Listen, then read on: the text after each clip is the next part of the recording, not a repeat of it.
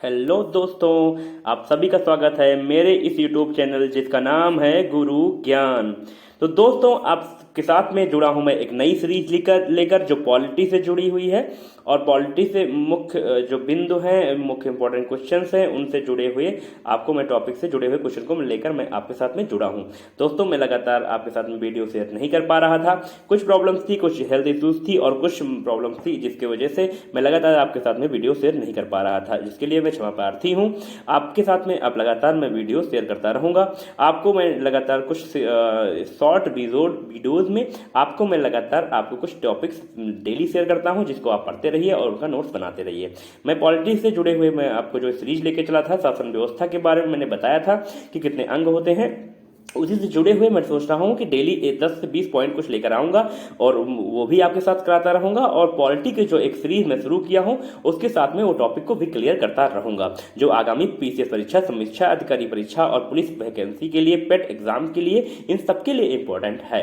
ठीक है, तो आप अगर मेरे इस चैनल पर नए हैं तो आप मेरे चैनल को सब्सक्राइब कर लीजिए। और आप सब्सक्राइब करने के लिए आपको राइट साइड पर एक बेल आइकन दिखेगा, उसको आप दबाएंगे, क्लिक करेंगे और मेरा चैनल सब्सक्राइब हो जाएगा। ठीक है, अगर आप चैनल को आप किसी के मोबाइल पे सर्च करना चाहते हैं, अपने दोस्त को शेयर करना चाहते हैं तो शेयर भी कर सकते हैं, कमेंट भी कर सकते हैं और लाइक भी कर सकते हैं। अगर आपको सर्च करना है तो गुरु ज्ञान 9297 गुरु ज्ञान 9297 से सर्च कर सकते हैं।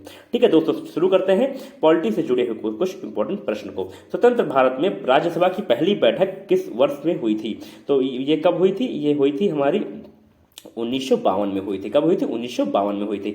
आपसे लोकसभा के बारे में भी पूछ सकता है, स्वतंत्र भारत की पहली बैठक, लोकसभा की बैठक कब हुई थी और किस सन में हुई थी। ठीक है, आगे निम्नलिखित में से कौन राज्यसभा का प्रतिदिन अध्यक्ष होता है? तो कौन अध्यक्ष होता है? तो राज्यसभा का प्रतिदिन अध्यक्ष कौन होता है? वो होते हैं हमारे उपराष्ट्रपति जी होते हैं। आगे चलते हैं, किस मामले में सर्वोच्च न्यायालय ने कहा कि प्रस्तावना में संशोधन हो सकता है? तो वो था केशवानंद भारती केस था। कौन सा? केशवानंद भारती केस था, जिसमें कहा कि संशोधन हो सकता है। इससे पहले प्रस्तावना में संशोधन नहीं होता था, लेकिन जब केशवानंद भारती केस हुआ यूनियन के खिलाफ, मतलब संघ के खिलाफ, भारतीय संघ के खिलाफ, तो आपका क्या हुआ कि कहा गया कि इसके बाद प्रस्तावना में संशोधन हो सकता है। और प्रस्तावना में कुछ 3 वाक्य को जोड़े गए, जिसमें धर्मनिरपेक्ष है, भारत अखंडता जिसमें कहा गया है, बात की गई है, और हमारा एक वर्ड और वाक्य जोड़ा गया है। उसको आप सबको बताना है कि असहिष्णुता है कि कौन सा है, वो आपको बताना है कि 300 वाक्य जो आदर्श वाक्य हैं उसको प्रस्तावना में जोड़ा गया है और कब जोड़ा गया है और कौन से एक्ट के द्वारा, कौन से संशोधन के द्वारा जोड़ा गया है। ठीक है, आगे पहुंचते हैं, राज्य नीति निर्देशक के तत्वों को, सिद्धांतों को किस देश से संविधान में अपनाया गया है? तो किस देश के संविधान से अपनाया गया है? तो आयरलैंड से अपनाया गया है। ठीक है, आगे पहुंचते हैं, निम्नलिखित में से कौन सा विश्व का सबसे पुराना संघ है? तो सबसे पुराना संघ है यूएसए। ठीक है, आगे जनहित याचिका की अवधारणा किस देश से ली गई है? तो जनहित याचिका जो होती है वो अमेरिका से ली गई है। ठीक है, आगे पहुंचते हैं, मुख्यमंत्री के वेतन भत्ते का निर्धारण कौन करता है? राज्य विधानमंडल करता है। और राज्य विधानमंडल के अंग होते हैं 2, एक होती है विधानसभा और एक होती है विधान परिषद होती है। कौन होती है? विधान परिषद होती है। विधान परिषद जो होती है वो उच्च सदन होती है और विधानसभा जो होती है वो निम्न सदन होती है। ये 5 साल के लिए गठित होती है और ये 6 साल के लिए। इसे भंग किया जा सकता है लोकसभा, विधानसभा को, और विधान परिषद को भंग नहीं किया जा सकता है। ठीक है, इसके लिए उम्र की सीमा अलग होती है और इसके लिए उम्र की सीमा अलग होती है। इसके लिए 30 से 35 साल, 30 साल होनी चाहिए और इसके लिए क्या होनी चाहिए? इसके लिए क्या होना चाहिए? इसके लिए 25 साल की आपकी मिनिमम एज होनी चाहिए। ठीक है, आगे पहुंचते हैं हम अगले क्वेश्चन की तरफ में। भारत के वित्त आयोग का गठन कौन करता है? वित्त आयोग के अध्यक्ष के बारे में भी पूछता है। वित्त आयोग का अध्यक्ष कौन है ये भी आप याद कर लीजिए। राष्ट्रपति गठन करता है वित्त आयोग का, भारत के वित्त आयोग का। विधानसभा का, संविधान का रक्षक कौन होता है? संविधान का रक्षक कौन होता है? उच्चतम न्यायालय होता है। मैंने आपको बताया था कि विधायिका, कार्यपालिका, न्यायपालिका 3 अंग होते हैं किसी भी शासन के, और उस शासन में सबसे इंपॉर्टेंट होता है न्यायपालिका होती है, जो क्या करती है? संविधान के संरक्षण को बचाती है। संविधान में कोई संशोधन होता है, कोई नियम संसद में पास होता है तो उसकी न्यायिक पूर्वावलोकन भी कर सकती है और न्यायिक समीक्षा भी कर सकती है। ठीक है, उसके बाद में यह बात होती है कि संविधान की आत्मा किसे कहा जाता है? किसे कहा जाता है? इसे प्रस्तावना कहा जाता है। प्रस्तावना को संविधान की आत्मा भी कहा जाता है।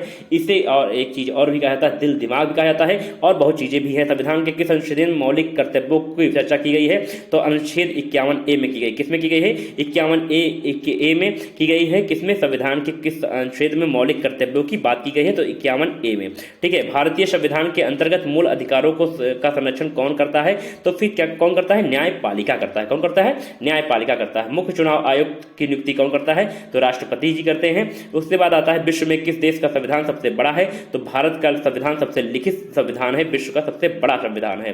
ठीक है, आगे है संसद के 3 अंगों कौन कौन से होते हैं? ये होते हैं राज्यसभा, लोकसभा और राष्ट्रपति होते हैं। आपसे क्वेश्चन में भटका देता है, आपको पूछता है कि कौन कौन से अंग है संसद के, तो लोकसभा राज्यसभा दे देगा, आप सोचोगे हाँ यही होते हैं। आपको कहीं राष्ट्रपति दे देगा तो आपको लोकसभा दे देगा, राज्यसभा देगा ही नहीं, आप भटक जाएंगे। लगातार क्वेश्चन को आप प्रैक्टिस करते हैं तभी आप क्लियर कर पाते हैं कि क्वेश्चन का एग्जैक्ट आंसर क्या होगा। दोस्तों ऐसे हमारे साथ में आप पढ़ते रहिए, एक पॉलिटी का बहुत इंपॉर्टेंट पार्ट था, मैंने आपके साथ में शेयर किया। दोस्तों मेहनत करते रहिए, पढ़ते रहिए, अपना जो लक्ष्य बनाए हैं आप उस लक्ष्य की तरफ लगातार चलते रहिए और एक तय सीमा के अंदर लक्ष्य को पाने की कोशिश कीजिए। क्योंकि क्या होता है कि जब आप अपने डायरेक्शन से भटक जाते हैं, अपने लक्ष्य की तरफ से अलग चले जाते हैं और एक समय बाद आपको क्या होता है, इतनी परेशानियां, आपको दिक्कतें, आपको मानसिक स्तर आपका असंतुलन हो जाता है, जिसके वजह से आप अपने लक्ष्य से भटक जाते हैं और फिर आप चाहते हुए भी आप उस लक्ष्य को नहीं पा सकते, क्योंकि वो परेशानियां, वो आपके डिसीजंस आपको आपके मानसिक आपको स्तर को इतना गिरा देते हैं, इतना परेशान कर देते हैं कि आप अपने उस लक्ष्य की तरफ अग्रसर 100% अपना नहीं दे सकते हैं। कोशिश करते हैं कि अगर आप कोशिश करिए कि जो हो आप अगर पढ़ते रहें तो आप सिर्फ एक डायरेक्शन हो आपका कि पढ़ाई ही मुझे करना है, इसके अलावा मुझे अपनी ज़िंदगी से जुड़े हुए किसी भी पहलू पे, अब किसी भी चीज़ों पे हमें अपने डिसीजन नहीं लेने हैं, सिर्फ पढ़ना है तो पढ़ना है। क्योंकि अगर आप अपने डिसीजन में आप सोचते हैं कि ज़िंदगी के में सब जितने पहलू हैं सबको जी लिया जाए, सब जगह पे एंजॉय कर लिया जाए, तो वो जी नहीं सकते हैं आप। अगर तब आप अपने लक्ष्य को भी भूल जाएंगे, आपकी ज़िंदगी के जो इंपॉर्टेंट पार्ट होते हैं उनको भी इंजॉय नहीं कर पाएंगे, जिसकी वजह से क्या होगा कि आप मानसिक परेशानियां पे, आपको डिप्रेशन से, ये सब चीज़ें आपको घेर लेंगी, जिसकी वजह से लगातार आप परेशान रहेंगे और आप अपने लक्ष्य से बहुत दूर होते चले जाएंगे। एक समय ऐसा आएगा कि आप अपने लक्ष्य को एकदम से भूलते हुए चले जाएंगे और ऐसी गलतियों को आप कभी मत कीजिए। आप अगर आप पढ़ रहे हैं, लगातार संघर्ष कर रहे हैं, मेहनत कर रहे हैं, तो आप लगातार पढ़ते रहिए। भी आप कोई भी चीज़ें आप भूल जाइए, जो भी वैकेंसीज हो सब में फॉर्म डालते रहिए, पढ़ते रहिए।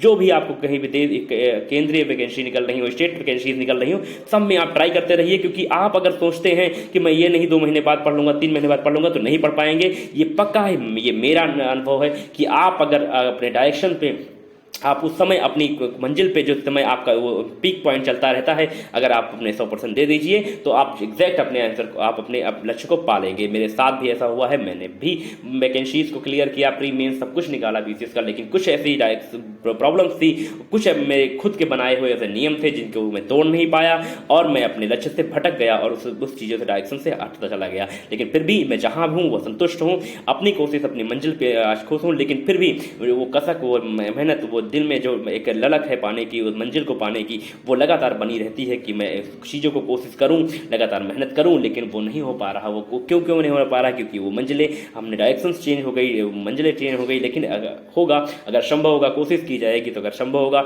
तो किया जाएगा। लेकिन अब आप लोग के साथ मैं यही शेयर करना चाहूँगा कि आप अपनी मेहनत करते रहिए और अपने एक लक्ष्य बना लीजिए और उससे पढ़ते रहिए। जितनी जल्दी हो सके उस लक्ष्य को पाने की कोशिश कीजिए, क्योंकि समय एक जैसा नहीं होता है। समय एक रोड की तरह होता है, कभी वो समतल जमीन मिलेगी तो कभी आपको टेढ़ी मेढ़ी रोड मिलेगी। ऐसे ही हमारी ज़िंदगी होती है। दोस्तों ऐसी सभी शब्दों के साथ में आपको शुभकामनाएं देता हूँ, आपको बहुत ढेर सारी आशीर्वाद देता हूँ कि आप मेहनत करते रहिए, संघर्ष करते रहिए और मेरे चैनल से बने रहिए।